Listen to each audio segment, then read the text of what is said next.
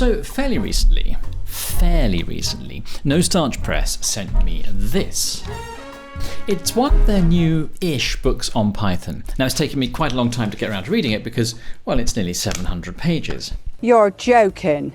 But now I have, and I want to share it with you. So this is not aimed at beginners. I mean, a lot of it would be useful for beginners, like Python installation, virtual environments, and managing packages. A very particular set of skills. But this book is not designed for beginners.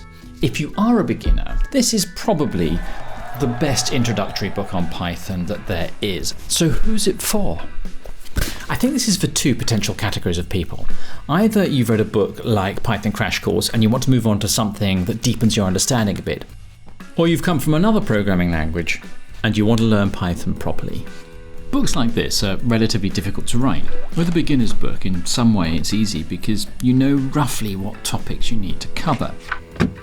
But with something like this, you have to decide what you're going to leave out and also how much detail you go into with the stuff that you keep.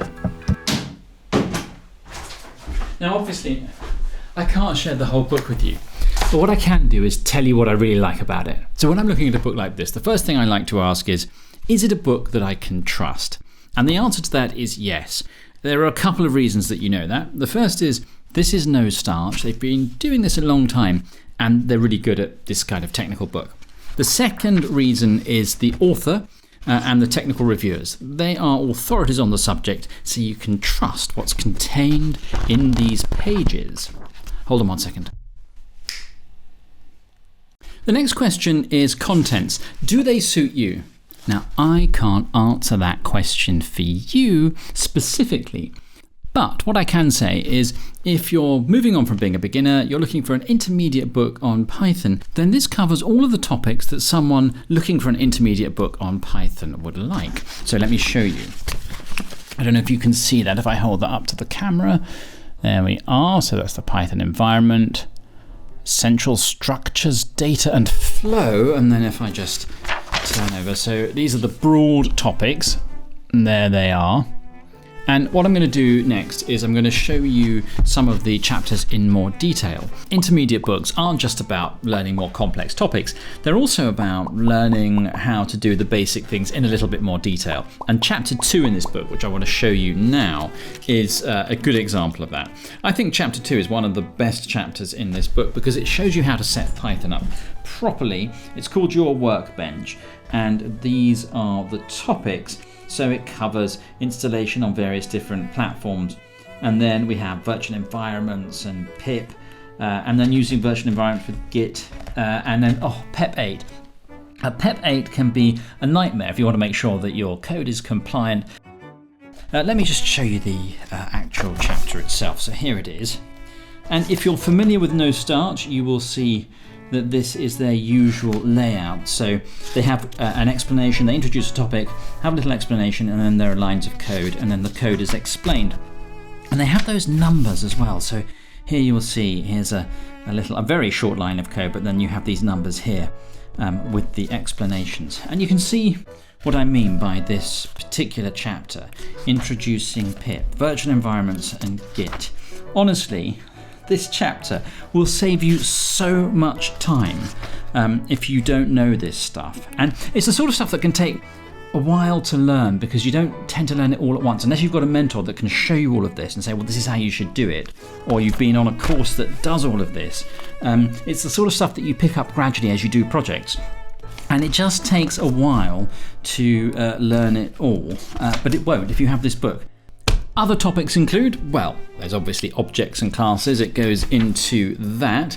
Collections and iteration using the collections module and iter tools. There's a really nice chapter on text input and output and context managers.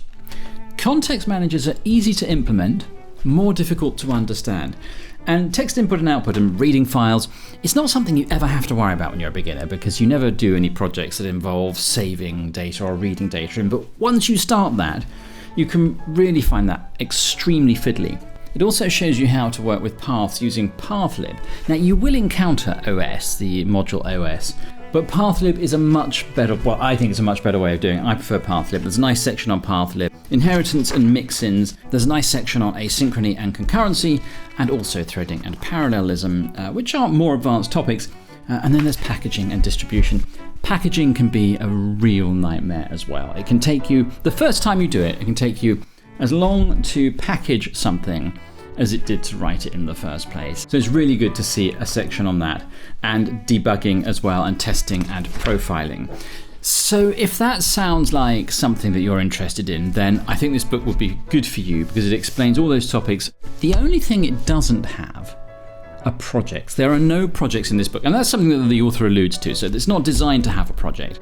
So really, I think the best way to work through this book would be, rather than just read it cover to cover, which is a tall order with its nearly 700 pages, would be to have a project in mind, something that you really want to build. And then I think this book would help you do that in the most Pythonic way. There's a good glossary at the back. AI is probably the most exciting STEM field at the moment, and the best place to learn it is Brilliant.org, the sponsor of this video.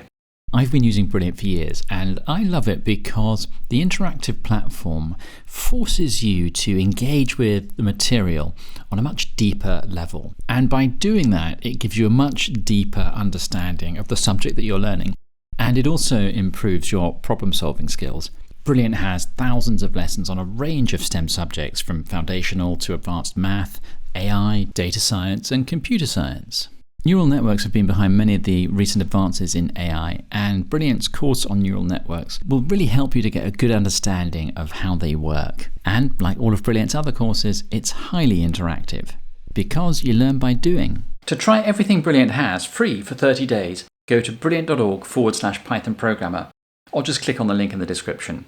And the first 200 of you will get 20% off Brilliant's annual premium subscription.